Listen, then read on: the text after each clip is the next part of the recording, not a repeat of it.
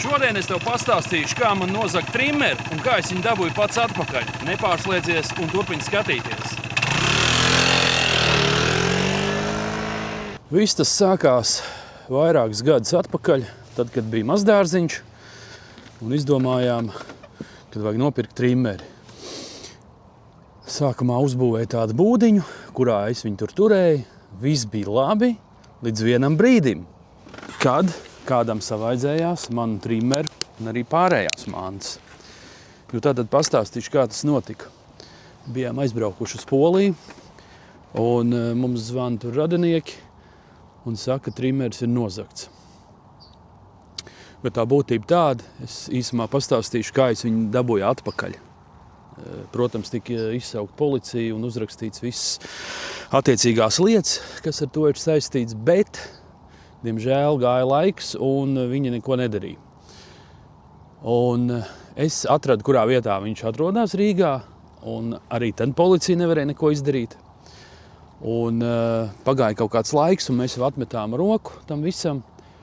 Un vienā brīdī tātad es skatos, kad viņš ir atpakaļ mūsu dārzā, blakus dārzam. Aizbraucām, sazvanījām, pateicām, atdodiet, neizsauksim policiju. Un jūs jautāsiet, kā tad es viņu atradu? Es trimerī biju ielicis izsakošanas iekārti, ir tādi mazi vērķīši. Un tad caur telefonu var apstīties, kur viņi ir. Un tātad pēc kaut kāda neilga laika, jau pēc vairākiem mēnešiem, mēs ieejam atkal tajā aplikācijā. Un es skatos, ka trimeris ir atpakaļ mūsu dārzā, turpat kaut kur blakus. Atradām, viņi atdeva dārzu, mēs pametām, atteicāmies no viņa un trimeri pārdevām. Un tā mūsu dārzkopība arī noslēdzās, jo es nezinu, kā pārējos Rīgas tajos dārziņos ir, bet tajā bija konkrēti, ka tur jau arī puķis tika nozagts un arī zemeņs. Tātad tu darbojies stādi, kaut ko ieguldi, tērē savus līdzekļus un resursus, bet kāds vienkārši atnāk un visu to apēd un paņem. Kaut kad senāk bija pat gadījums, kad mēs iesākām to dārzu, tur bija tāda veca būda. Mēs domājam, ko darīt, jāsadedzina. Un tad ugunskura vieta nevar būt atklāta, bet tādā, tā kā mucā var būt vai kaut kas tam līdzīgi. Un tad mēs speciāli aizbraucām, nopirkām to 200 litrīgo mucu, kas ir, kur parasti eļļas visādi, bet pilnīgi jaunu. Un visu sadedzinājām tajā mucā. Un pēc nākošā nedēļas brīvdienās aizbraucam, muca arī ir nofenderēta ar visām oglēm, bet tad mums vēl žoks nebija uzcelts. Tā kā tāds neliels stāsts, tā kā ļoti labi iekārta, kā var redzēt, kur tavs vērķis atrodas, vai tas būtu mašīna vai motocikls vai tā tālāk. Un žēl, kad ar to policija iznāca tā, ka viņi īsti nevarēja mums tā palīdzēt. Ja mēs pat nosaucām adresi, kur viņš atrodas, bet viņi teica, ka viņi tā īsti nevar palīdzēt. Tas bija tā skumji. Tādā ziņā es biju ļoti apmierināts ar dārzu. Tad aizbrauc, uzcep gaļiņu, kaut ko patusējies, pasēdi. Bet tas, ka tur diezgan daudz ir cilvēki tādi, ar īpaši labām domām par dzīvi. Un tad viņi tur arī okupēja kaut kādus tos dārziņus, vienkārši kaut kādas tās teritorijas, un vienkārši tur uzstājas rīkdīgo bomžaķņiku.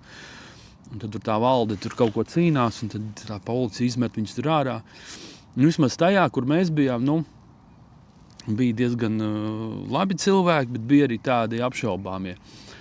Un tad bija tāda situācija arī, kad mums bija tas dārzs, viņš tā kā pārdalījās uz pusi ar nākošo dārzu. Un tur kaut kāds džeks ievācās. Un viņš tur atvilka to kemperi, lielo to.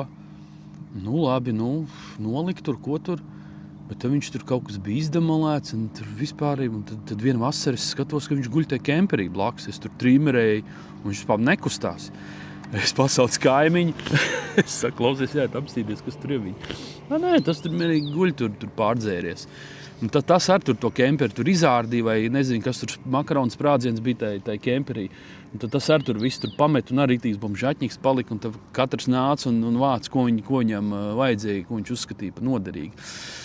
Tā kā es gribētu, droši vien, kad vēlreiz kaut kā dārzu, bet kaut kā bišķiņi ar tā domu, ka nav tā, ka tu šodien iestādi un nākošā nedēļā tev jau ir nofenderēts.